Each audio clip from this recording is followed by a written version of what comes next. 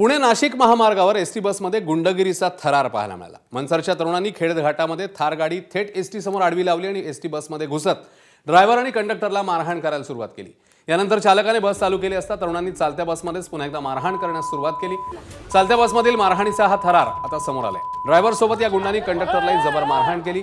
या घटनेमुळे प्रवाशांमध्ये एकच भीतीचं वातावरण पाहायला मिळतंय। मात्र या मारहाणी प्रकरणी मनसर पोलिसात अद्यापही गुन्हा दाखल करण्यात आलेला नाही। मात्र पोलिसांनी कारवाई करावी अशी मागणी करण्यात आली आहे।